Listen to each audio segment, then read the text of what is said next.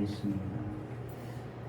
유대인의 오래된 전승에 보게 되어지면은 이런 내용이 있습니다. 어느 날 아버지가 아들을 불러서 이렇게 말합니다. 아들아, 옆집에 가서 낫 좀 빌려오거라. 이렇게 말합니다. 아들이 옆집에 낫을 빌리러 갔습니다.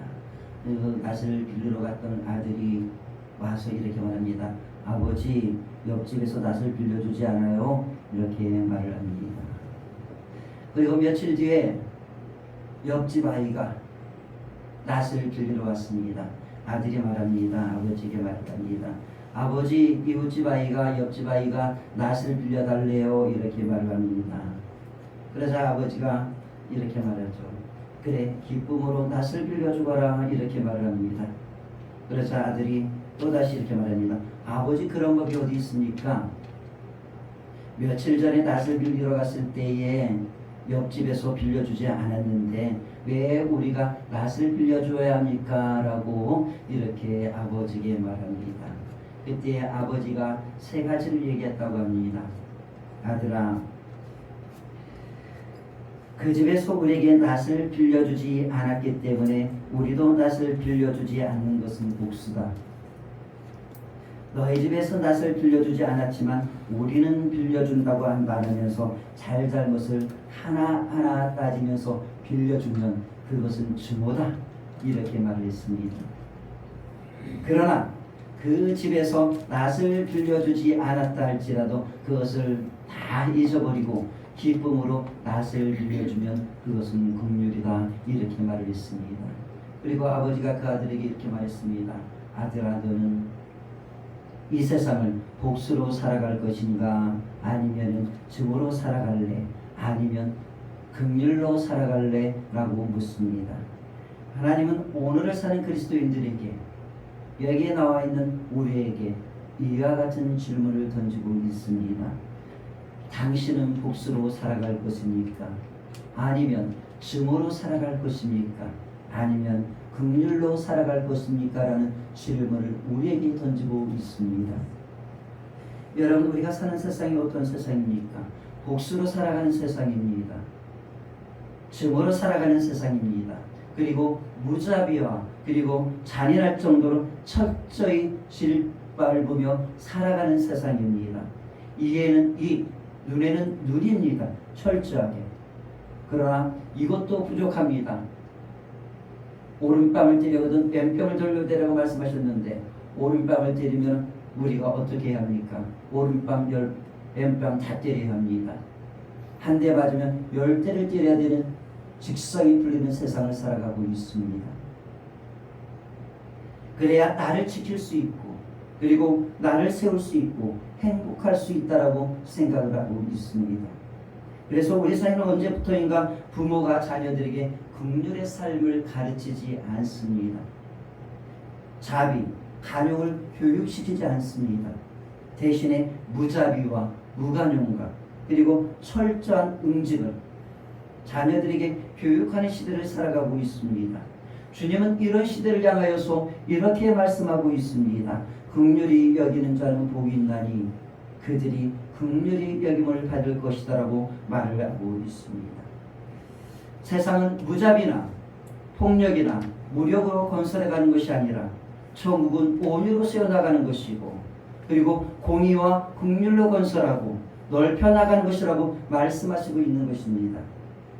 저는 팔복을 보면서 이런 생각을 해봤습니다. 팔복은 마치 천국으로 올라가는 신앙의 사닥다리와 같다는 생각을 해봤습니다. 계단 같다는 생각을 해봤습니다. 한 단계 한 단계 성숙을 향해 나가는 신앙의 도약과 같다. 이것이 팔복입니다. 팔복의 첫 번째 복은 무엇입니까? 심령이 가난한 자의 복입니다. 아무것도 없는 영적 파산 상태에서 시작을 하게 되어집니다. 그래서 하나님을 찾습니다. 하나님을 찾으니까 그곳에 하나님의 통치, 하나님의 다스림, 하나님이 거룩과 사랑과 평화, 말씀을 가지고 임합니다. 천국이 저희 것이 되어집니다. 우리의 신앙은 언제나 항상 예수 그리스도 하나님을 찾는 것으로부터 시작되어지고 하나님과 예수님을 찾으면 그곳에 하나님께서 천국을 가지고 오는 것입니다. 그리고 두 번째 계단을 올라갑니다. 두 번째 계단에 올라갔더니 내가 살아왔던 날들이 보여지기 시작합니다. 내가 살아왔던 그 발자취를 뒤를 돌아보니 내가 너무 잘못 살아왔습니다.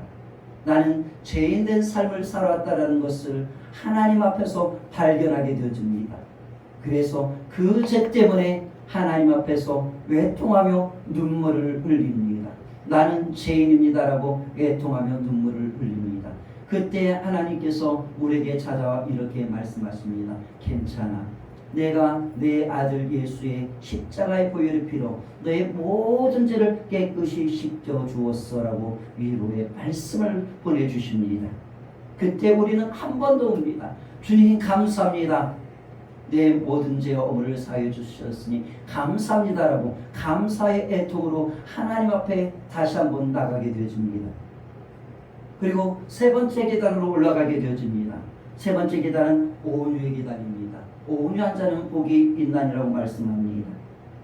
내가 죄를 용서받으니 내 마음에 한결 삶을 살아갈 여유가 생기고 용서받은 기쁨도 생기게 되어줍니다.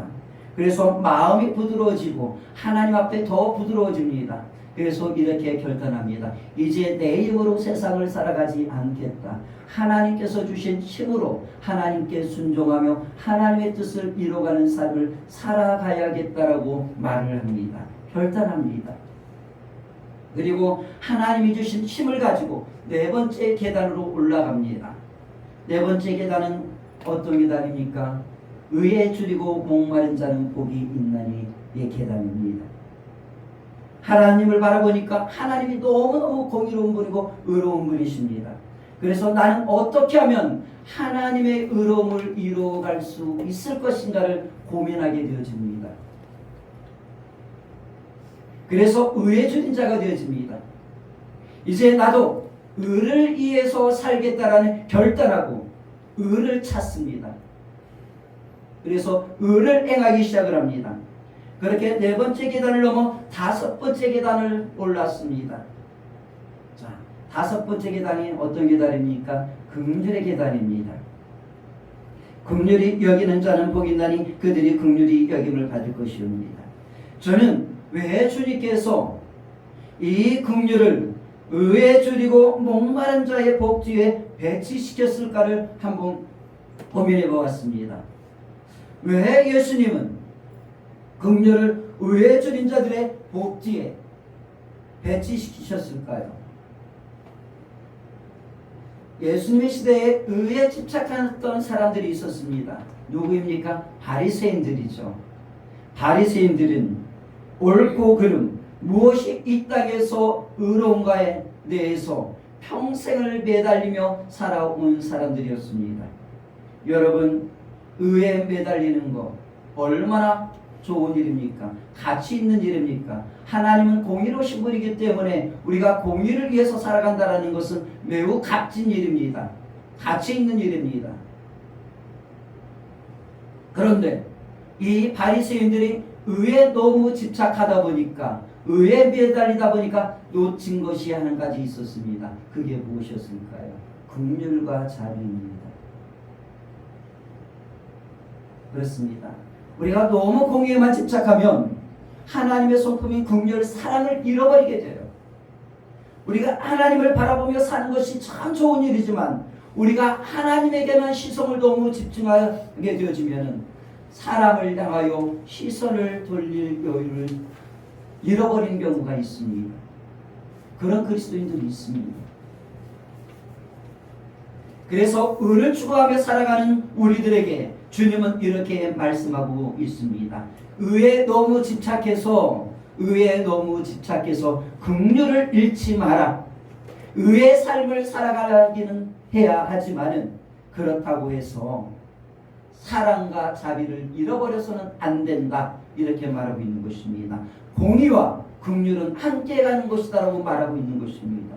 천국은 긍휼로 건설해 나가는 것이다라고 우리 주님은 이 오부 다섯 번째 복에서 말씀하고 있는 것입니다.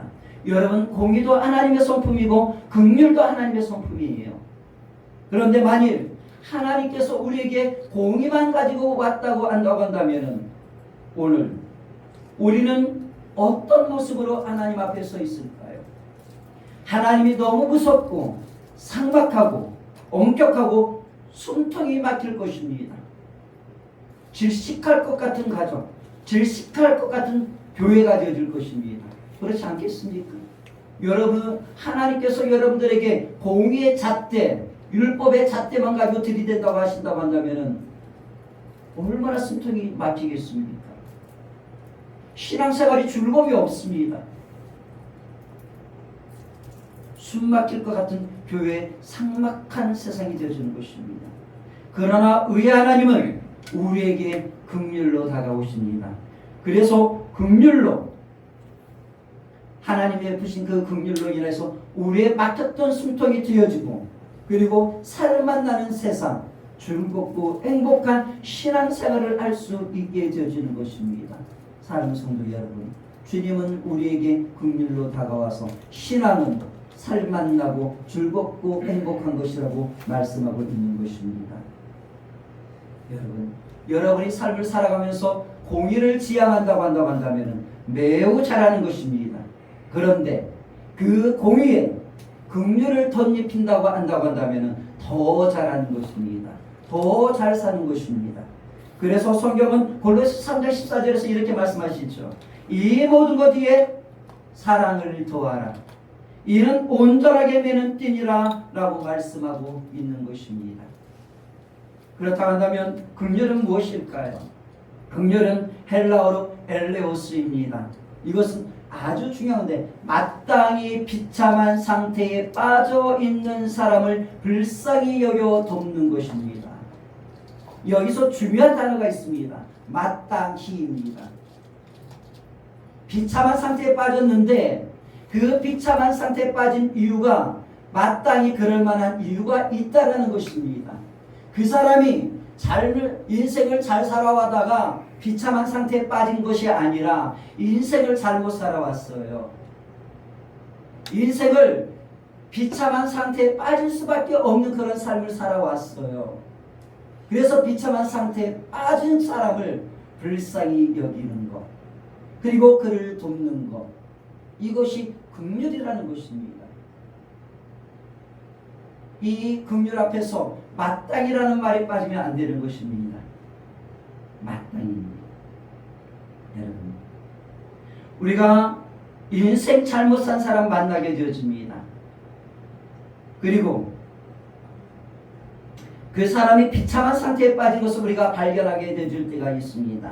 그러면 우리는 어떻게 말합니까? 사필귀정이라고 말합니다. 하나님은 살아있다고 말을 하죠.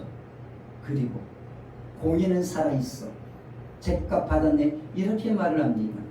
쌤통이다. 이렇게 말을 하죠. 그런데 긍휼은 무엇이냐면 그 사람이 비록 인생을 잘못 살았기 때문에 비참한 결과를 맞이했을지라도 오히려 불쌍히 여기는 마음, 그 마음을 가지고 다시 일어설 수 있도록 도와주는 것, 이것이 성경에서 말하는 긍휼입니다. 우리는 이런 마음을 예수님의 마음이라고 말합니다. 그리고 하나님의 성품이라고 말을 합니다. 여러분, 공의는 죄를 지적하지만 긍휼은 죄인을 다시 일으켜 세우는 힘인 것입니다. 여러분, 만일 여러분이 길을 가다가 구걸하는 사람을 만난다고 한다면 여러분들은 어떻게 반응하시겠습니까? 첫 번째, 인생을 게으르게 사니 그렇게 되었지. 이게 첫 번째 반응입니다. 두 번째 반응, 불쌍하다. 두 번째 반응. 세 번째, 불쌍히 여기고 구제한다. 세 번째 반응입니다. 여러분, 이 세 가지 반응 중에 여러분은 어떤 반응을 보이시겠습니까? 만일 여러분들이 첫 번째 반응을 보인다고 한다면 인정머리 없는 사람입니다. 그런 사람을 인정머리 없다고 그러죠. 만약에 그 쪽밥을 차면 어떤 사람입니까? 그런 사람은 나쁜 사람이 되겠죠. 만약에 여러분이 두 번째 불쌍히 여기는 마음을 가진다. 이건 동정입니다. 동정입니다. 이 동정은요, 아무나 가질 수 있는 마음입니다. 우리는 보통 여기에 머뭅니다. 세 번째, 불쌍히 여기는 마음을 가지고 난 뒤 구제한다.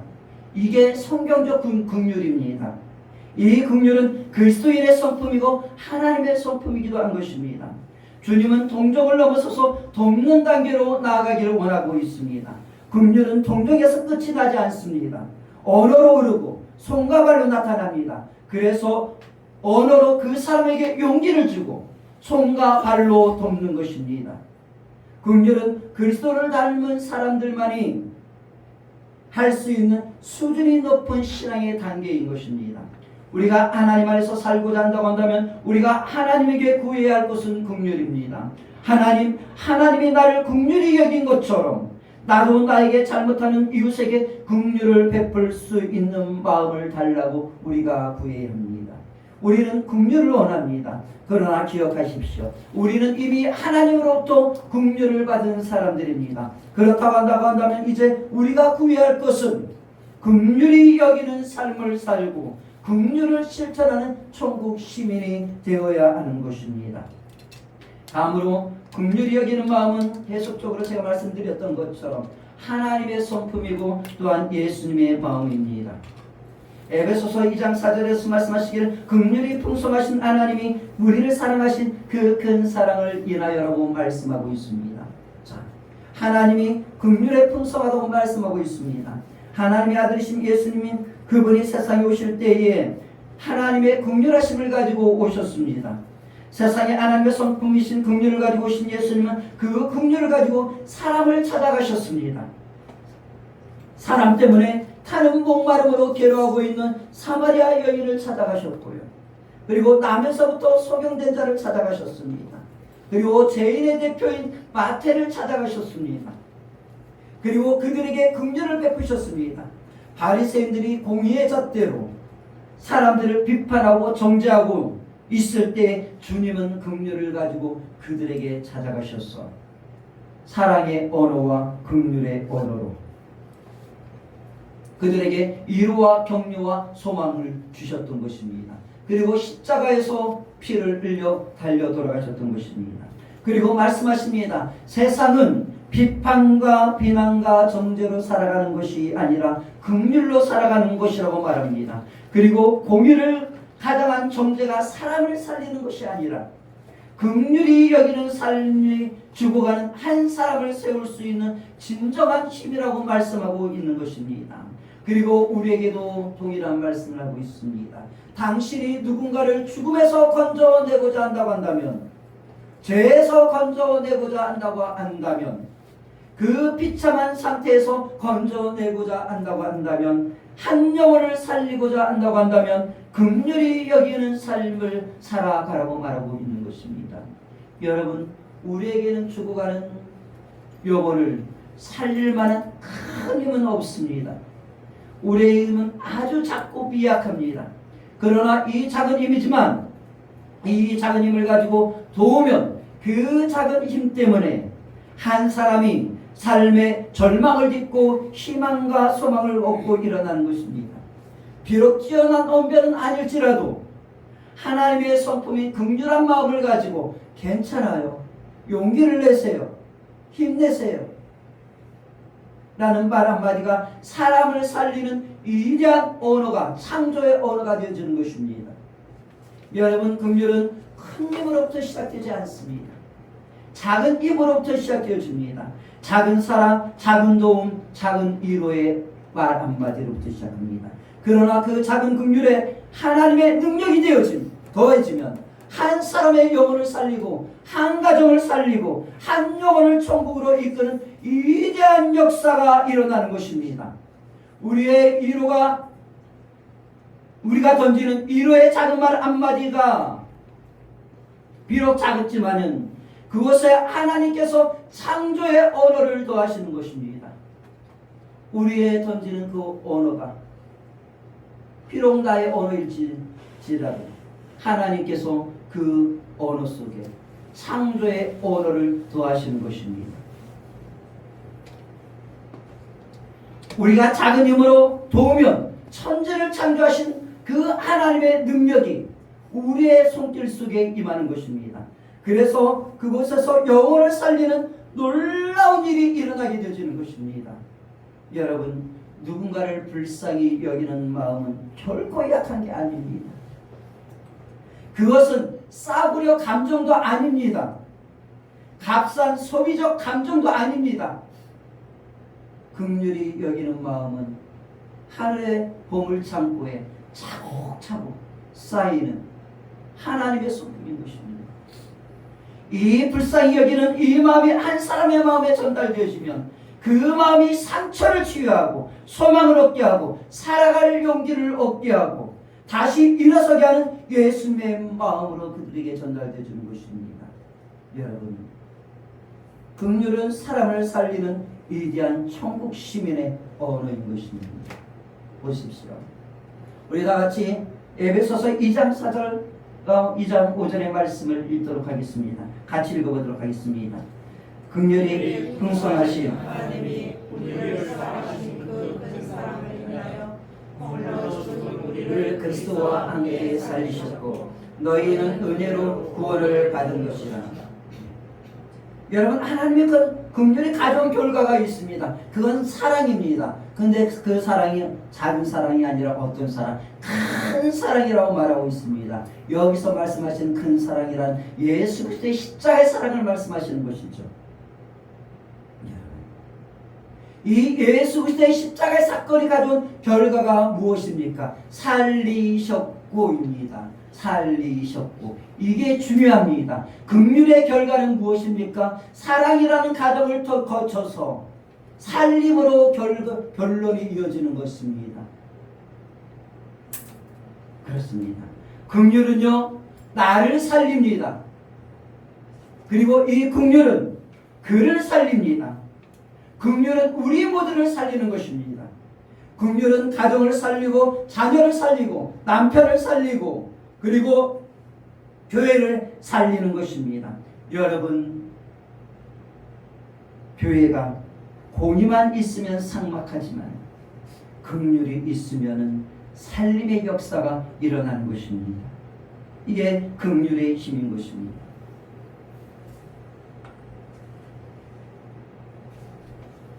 여러분, 긍휼은요, 지옥 자식을 하나님의 자녀로 만드는 신비로운 힘이 있습니다.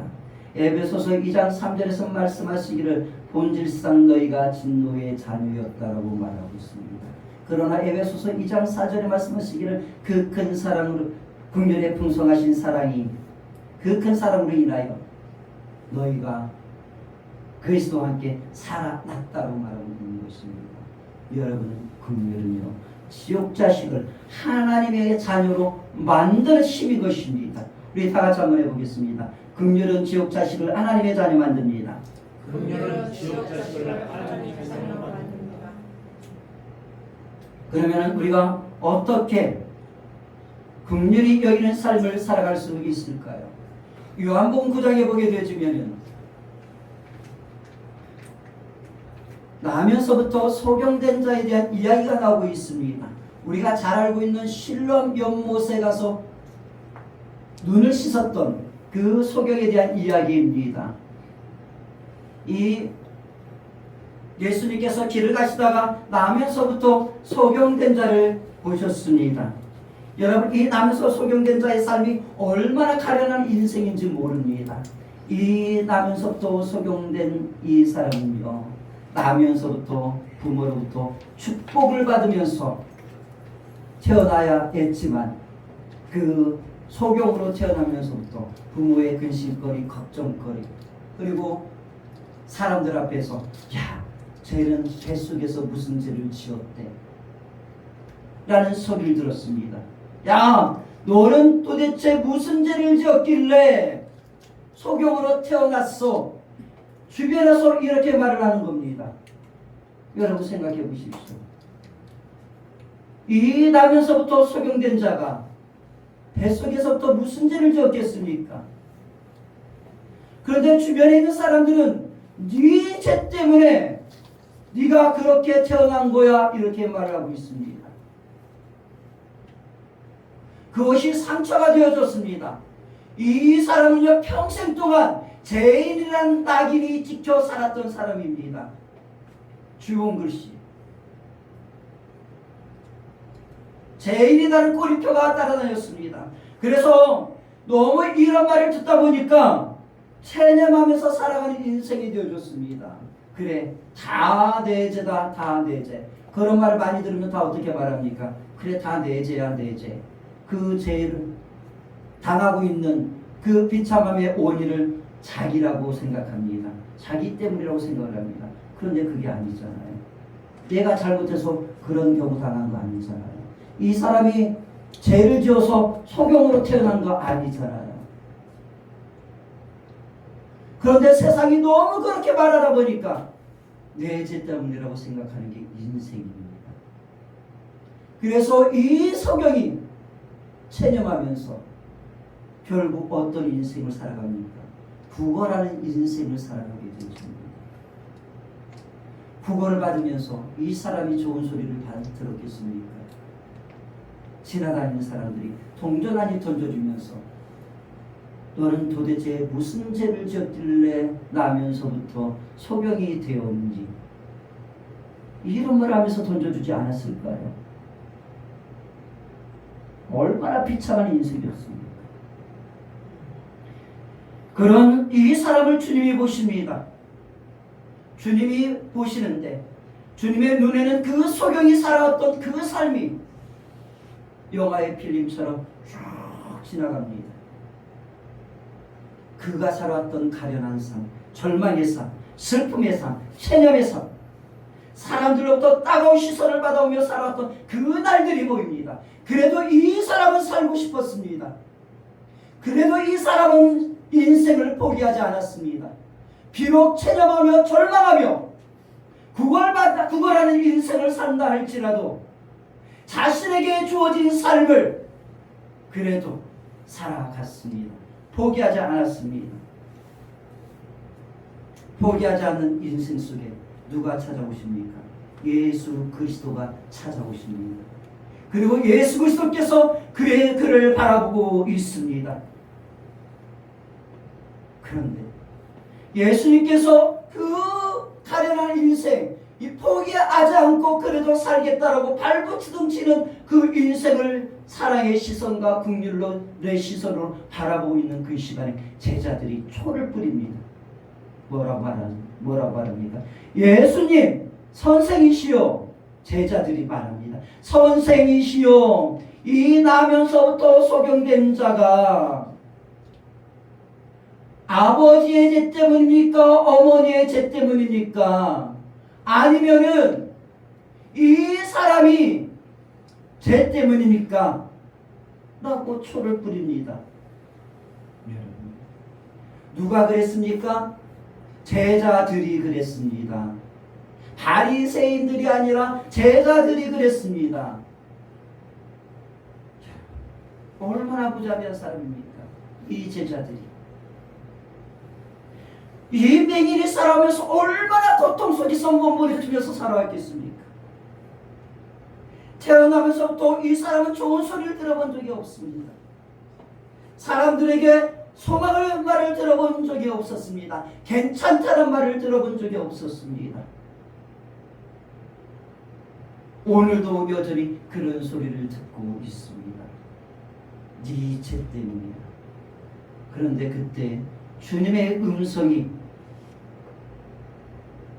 이 나면서부터 소경된 자의 귀를 통하여 심령을 파고듭니다. 주님이 이렇게 말씀하십니다.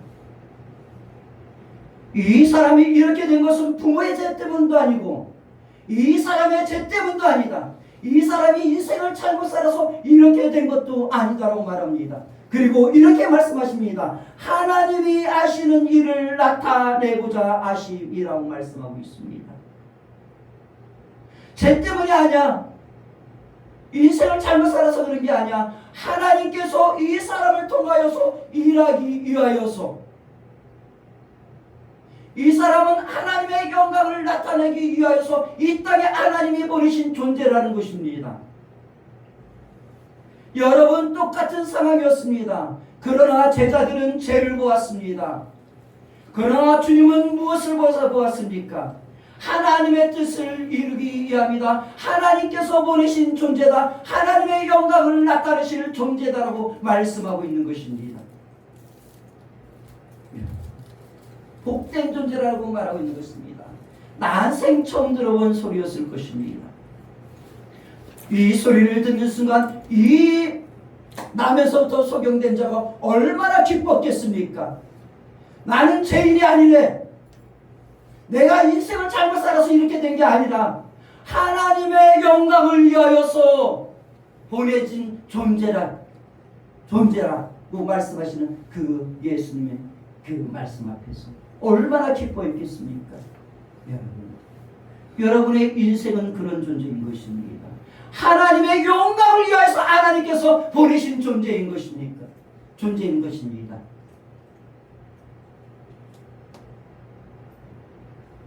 여러분, 이 소경이 실로암 우물가에 가서 눈을 씻고 떴습니다. 그리고 이 사건은 여기서 끝나지 않아요. 우리는 보통 실로암 우물가에 가서 눈을 씻고 이 사람이 온 곳으로 보통 여기서 이야기 스토리를 마치려고 합니다. 서사를 마치려고 합니다. 그러나 이 서사는 더 이어집니다. 아주 오랫동안 이어지게 됩니다. 한 20절 이상을 더 지나면서 이어지는데요. 좀 시간이 가게 되지는데요. 이 사건이 어떻게 전개되자면요. 이 눈 뜬 것 때문에요. 이 소경이요. 부모로부터 상처받는 말을 듣습니다. 나중에 집에 가서 읽어보세요. 상처받는 말을 듣습니다. 그래서 상처받고 해방으로 성전으로 들어갑니다. 성전에 들어갔더니 이제는 종교인들이 제사장들이 또 상처를 줍니다. 그러면서 쫓아냅니다. 그때 누가 찾아오는지 아세요? 상처받았습니다. 아픕니다. 부모에게 상처받고 종교에 상처받았습니다. 그때 예수님께서 그에게 찾아오십니다. 한 번 더 찾아오십니다. 그리고 주님께서 이 사람에게 이렇게 물어요. 네가 인자를 믿느냐? 라고 묻습니다. 그때 이 다음에서부터 소경된 자가 이렇게 물었죠. 눈뜬 자가 이렇게 묻습니다. 주여 누구십니까? 그리고 그곳에서 주여 내가 믿습니다라고 말하고 주님 앞에 절을 했다라고 말하고 있습니다.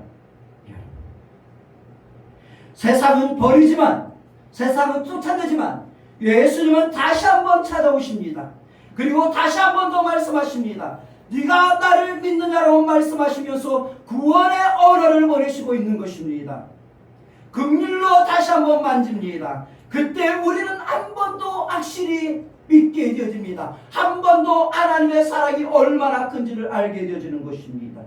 주님은 사랑이시라는 것을, 그리고 나는 하나님의 사랑을 받는 존재라는 것을, 하나님의 영광을 위하여서 존재하는 복된 존재라는 것을 한 번 더 확실히 각인하게 되어지고 보증받게 되어지는 것입니다.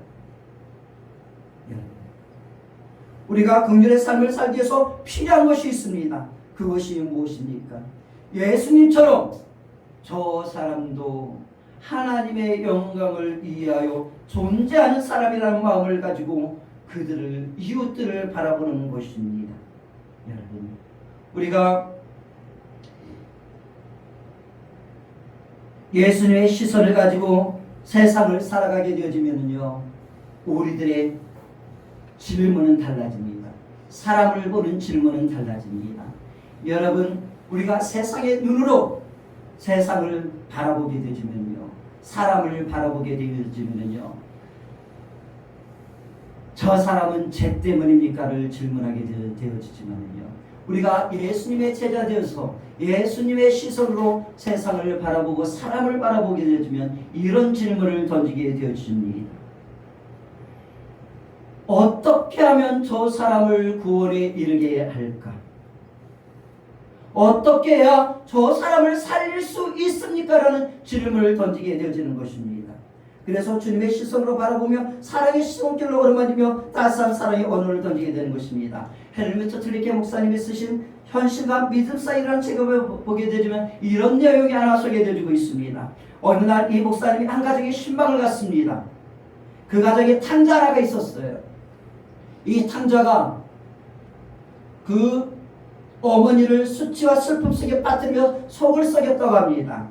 근데 헬무트 틀리케 목사님이 그 집에 들어갔을 때 이 탕자가 피아노 앞에서 건반을 치면서 성가를 연주하고 있었다고 합니다. 뭐 깊은 데서 죽게 부르시고라는 성가라고 하는데요. 이 성가를 연주하고 있었답니다. 표정이 사뭇 진지하고 은혜가 충만한 얼굴로 연주를 하고 있었어요.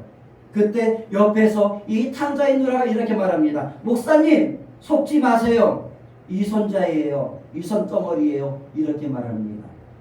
그러면서 아주 경멸처럼 저 이손자 이렇게 말합니다. 순간 헬무트 틀리케 목사님의 눈에도 그 탕자가 이 손 떠는 것이 그렇게 보였다고 합니다. 그리고 이 손덩어리라는 생각이 들었다고 합니다. 그런데 그때 그 순간 마음 한편에서 갑자기 이런 소리가 들렸다고 합니다. 네가 예수님의 제자라고 한다고 한다면 그에게서 뭔가 다른 모습을 보아야 하지 않겠는가라는 생각이 들었다고 말합니다. 비록 저 탕자가 이 손에 가득한 모습으로 성가를 부르고 있지만 마음 한켠에는 정말 하나님의 구원을 열망하는 절규가 들어있지 않을까. 그 타락이 어쩌면 이 손이 아닐까. 저 사람의 진정한 마음은 구원이 아닐까라는 생각이 들었다고 합니다. 그렇습니다. 사랑하는 여러분, 예수님의 제자들의 시선은 세상이 보는 시선하고 달라야 합니다. 예수님의 제자들의 시선은 예수님의 시선을 닮아야 하는 것입니다. 예수님의 제자들의 마음은 예수님의 마음을 품어야 합니다. 그것이 무엇입니까? 긍휼입니다. 긍휼한 마음을 가져야 하는 것입니다. 여러분, 우리가 긍휼한 마음을 가지고 이 땅을 살아가게 되어지면 하나님께서 우리에게 긍휼히 여기는 복을 허락하여 주십니다. 여러분, 주님께서 우리에게 긍휼히 여기는 자의 복을 주시겠다고 하시는데 그 세 가지는 이것입니다. 첫 번째로는 하나님으로부터 긍휼히 여김을 받습니다. 그런데 긍휼이라는 것은요, 인생을 살아보시는 많은 분들이 이렇게 말하죠. 인생은 돌고 돈다고 말하잖아요. 긍휼은 돌고 돌고 돌아서 나에게 긍휼로 돌아오는 것입니다. 그리고 세 번째로는 긍휼히 여기며 살 수 있는 성품을 하나님께서는 끊임없이 공급해 주신다는 것입니다. 여러분, 셰익스피어는 긍휼은 고요히 내리는 빗방울처럼 사랑과 긍휼을 받는 모든 사람을 다 함께 축복한다고 말을 했습니다. 여러분, 그렇습니다. 긍휼은 우리 모두를 축복하는 하나님의 성품입니다. 긍휼은 여러분을 축복합니다. 긍휼은 그를 축복합니다. 긍휼은 우리 모두를 축복하는 것입니다. 그래서 그 영혼을 천국 백성 만들게 하는 놀라운 신비가 있습니다. 사랑하는 성도 여러분, 오늘 이 시간 하나님께서는 우리를 세상에 보내십니다. 우리가 가는 세상은 어떤 세상인가요? 미움으로 얼룩진 세상입니다. 여러분의 신경을 건드리는 이웃들이 있고요. 여러분과 사이좋지 않은 직장 동료들도 있고요. 그리고 여러분들을 속을 썩이는 자식들도, 아들, 딸들도 있습니다. 여러분, 자녀들이 얼마나 속을 썩입니까? 그리고 여러분들을 지지리도 실망시키는 남편도 있습니다. 그리고 여러분의 삶 속에 긴장과 불안을 일으키는 사람들도 있습니다. 주님은 우리를 그런 곳에 보내시면서 이렇게 말씀하시고 계십니다. 가서 긍휼히 여기는 삶을 살아가라고 말씀하고 있습니다. 그러면 내가 너에게 긍휼을 줄게 라고 말하고 있습니다. 여러분, 이 세상, 이 시간 우리 다 같이 기도하는 시간 갖도록 하겠습니다. 우리 이 시간 기도할 때에 하나님께서 주시는 긍휼을 받고 돌아갈 수 있기를 바랍니다. 여러분에게 긍휼을 주시고 우리 어떤 긍휼히 여김을 받아 세임을 받고 돌아갈 수 있기를 바랍니다. 아버지 하나님 감사와 영광 앞에 돌려드립니다. 이 한 시간 우리를 어루만져 주시옵소서. 하나님 우리에게는 긍휼히 여김을 받아야 될 아버지 하나님 마음이 있습니다. 하나님 오늘 우리가 삶의 인생